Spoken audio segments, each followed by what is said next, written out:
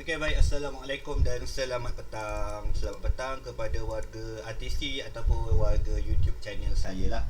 So, saya akan cuba terangkan dekat korang macam mana setup yang di dalam setup tu berfungsi ataupun terjadi. Macam mana kita dapat entry position yang tadi. Macam tu juga yang bakal akan kita gunakan untuk hari yang mendatang. Okey. So first kali korang buka kepada time frame H1 yang tadi, korang boleh nampak pricing masuk kepada dalam zone kita. Bila pricing masuk ke dalam zone kita, bukan bermakna untuk kita terus cari entry position. So bila dia dah terjadi, dia dah masuk kepada zone H1 kita buka kepada time frame M15. So kalau kita buka kepada time frame M15, kita boleh nampak pricing dah buat setup untuk setup sell dekat sini. Okay, pricing dah buat untuk setup sell dekat sini. Sebelum saya buang dulu Fibo kita ni. Okay, so pricing terjadi di sini. Pricing setup terjadi di kawasan sini. So ini dinamakan setup di dalam setup dah. Cuma SOP kita untuk kita nak cari entry lagi adalah kita perlu tunggu di time frame M1 untuk membuat setup yang baru. So kalau korang perasan, so ni adalah kawasan setup sell kita. Dia berada di kawasan H1 punya buat rejection. So kalau kita perasan M15 dah buat setup sell. So kita buka kepada time frame M1. So bila korang buka kepada time frame M1, pricing saya buang Fibo ni dulu. Pricing datang. Pricing keluar daripada zone kita dan membuat setup sell pertama di sini. So dia membuat setup sell pertama di sini dan seterusnya dia membuat setup sell lagi yang baru dekat dalam zone kita. Dia masuk kepada zone kita dan membuat setup. Itu yang terbaik.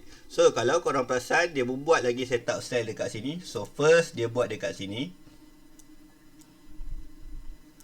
So yang kedua dia membuat di sini.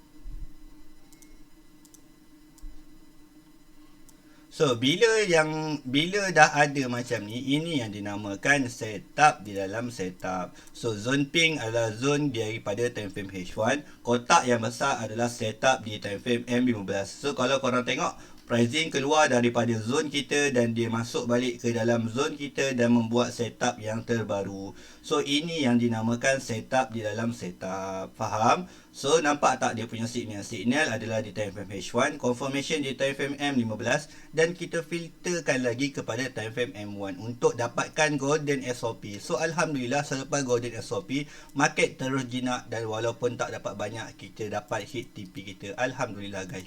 So untuk sekarang ni, untuk sekarang ni apa yang kita nak tengok di time frame H1? Saya ada bagi tahu tadi H1 ada setup untuk sell. Betul tak? So bila ada H1 setup sell, kita perlu tunggu pricing ni masuk ke dalam zone kita. Itu yang pertama guys. Itu yang pertama yang korang perlu tahu. Market perlu masuk balik ke dalam zone kita dan kita perlu tunggu M15 membuat setup sell. So andai kata M15 membuat setup sell, kita akan tandakan setup di time frame M15 dan kita akan tunggu M1 membuat setup sell di dalam setup time frame M15.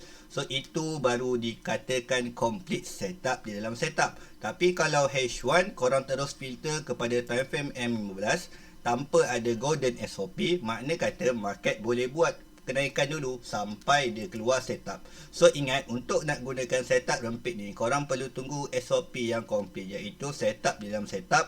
Ataupun korang nak cuba gunakan M15 as korang punya entry point. Boleh tak boleh? Boleh, jawapan dia adalah boleh, cuma kurang lengkap sahaja. Kalau kita kurang lengkap, market mungkin permainkan hidup kita.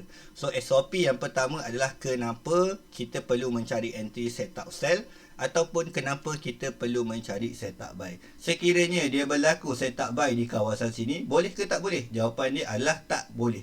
Sebab apa? Jika kita follow setup buy di kawasan pertengahan, bukan di kawasan untuk kita mencari entry position buy ataupun sell, kita akan terkena dengan rempit. Sebab apa? SOP dia adalah dia perlu berada di zone buy ataupun dia perlu berada di zone sell sebelum dia terhasilnya setup.